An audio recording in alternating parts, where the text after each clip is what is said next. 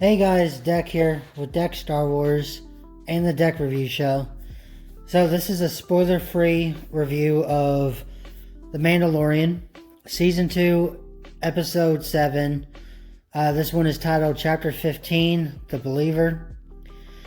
And yeah, you pretty much know the direction that this goes in if you watched the last episode. But it also goes in a different direction. So one thing about this episode, it's very action-packed, but it's also full of a lot of pain. And I'm not going to go into like how it has a lot of pain in it, but it does have a lot of pain. And my thing about it is, I don't know, it really works for the best, right? So the fact that you feel so much pain with the characters that is in this show, in this episode, it really just drives it home on what these characters believe in and how much stuff can actually affect them. So, you know, it affects a lot of people that they know that Grogu is now gone. And you can clearly see that it doesn't affect anyone as badly as it affects our Mandalorian, Din Djarin. So, not only are we getting more character with one of the side characters that is in this, but we're also getting more character with him. And this episode really shows on the priorities of Din Djarin. Which, up until now, you would say his priorities is he always believes in the Creed above all else. And he always believes in himself the most. This one kind of hits that boundaries though.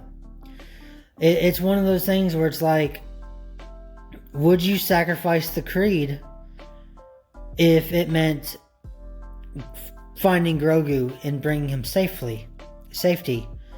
Or is it about, even though Grogu is in danger, would you make sure you don't hurt the Creed or disobey the rules of the Creed? It really depends. Now a lot of this stuff is kind of set aside for what he believed in. You know, Din Djarin always believed that as a Mandalorian, you never take off your helmet. You have these certain rules that you abide to. But, you know, he's met Bo-Katan and those other Mandalorians who are true Mandalorians, but they take off the helmet.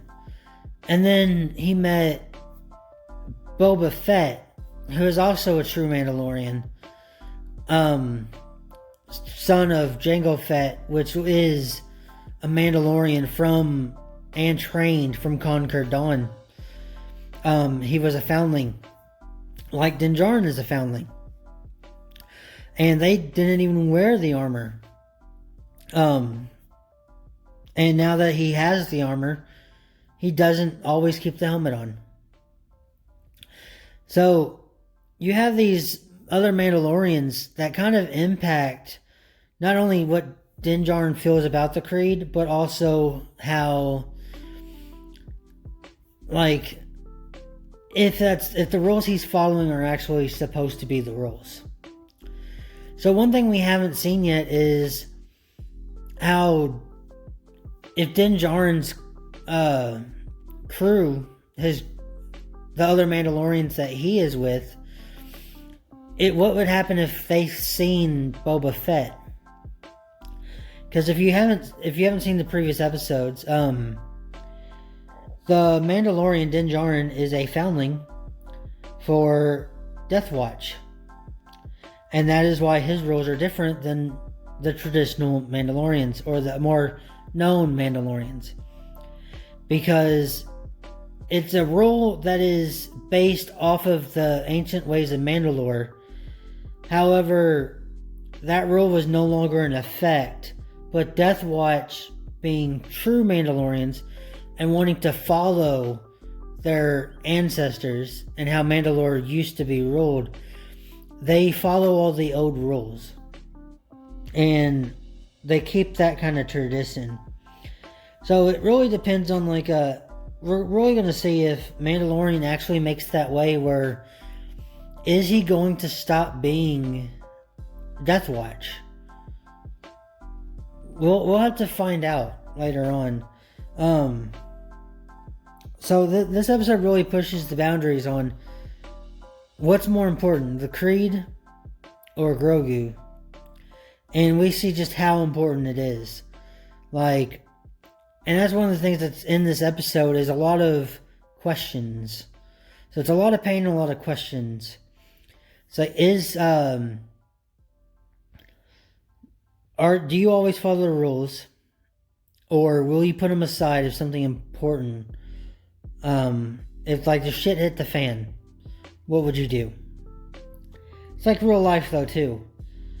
Would you follow rules to a T, or would you break them for something you cared about? And it's one of those things, it's like, you don't know the answer, and you don't know what you would do until it's too late. Or until you do it. That's all there is to it. You can preach one thing. You can say you'll never do this one thing and all of that stuff.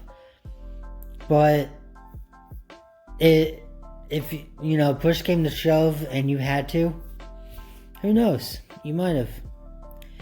And that's one thing that we see in this episode, and I really enjoy it. Really love the episode. The action was amazing. And because of the emotion that the actors... Now, they don't say it. And I see a lot of people arguing and saying they hate certain episodes because they didn't say they felt an emotion. But that's the thing, is these actors, they don't need to say it. You can look at their face and their facial expressions, and you feel the emotion that they are conveying. And that is a big part of this. And there are some people who just can't get that, No matter what, someone is going to, they can talk to you every day, they can look at you every single day, and they could be completely oblivious on any feelings or emotions that you may be going through. And there are some people that are empaths and that can feel it and just instantly know when something's bothering you or when something's wrong. And that is a little bit of a difference, but man, the emotion that these actors are putting through, it feels real. And these actors do an amazing job. Man, The Mandalorian is so good of a show. I hope they can keep this momentum up through season 3. And they have 10 Star Wars things coming out for Disney Plus. That Disney Investor event was huge. So you got 10 shows and movies coming out that are all Star Wars related. It's insane. So hopefully they can keep the momentum through that stuff. Hayden Christensen, one of my favorite actors. He portrayed Anakin perfectly, in my opinion. Anyone who has gone through anything that Anakin has gone through, they would act that way. You can say, oh, well, he's all sappy and all that stuff. It's like, yeah, but you gotta think, he is a slave raised by his mother. And someone who's going to grow up their entire life with their mom, they're not going to be like this real sly cat, right? They're not going to go and know the perfect pickup lines and all that stuff. They would do what they were taught, right? They would do what comes instinctually. And someone who's like raised like that would probably say, "Are you an angel?" Or, you know, that sappy shit. That's just probably what it's going to be. Plus, and the pain and all that stuff, and how he does the 360, man, that stuff's going to be real. If you're going to have your entire world crushed, a lot can change. And he's coming back for the Obi-Wan Kenobi series. He's playing Darth Vader. So that's going to be epic. And I can't wait for all this stuff. But this episode, I'm going to have to give it a 10 out of 10. It's amazing.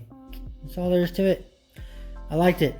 The emotion really brought this up from a 9 to a 10. And I enjoyed it. If you enjoy this, hit that subscribe button, leave a like, and hit that bell. Let me know in the comments what you thought of the episode, and I'll see you later. May the Force be with you. Peace.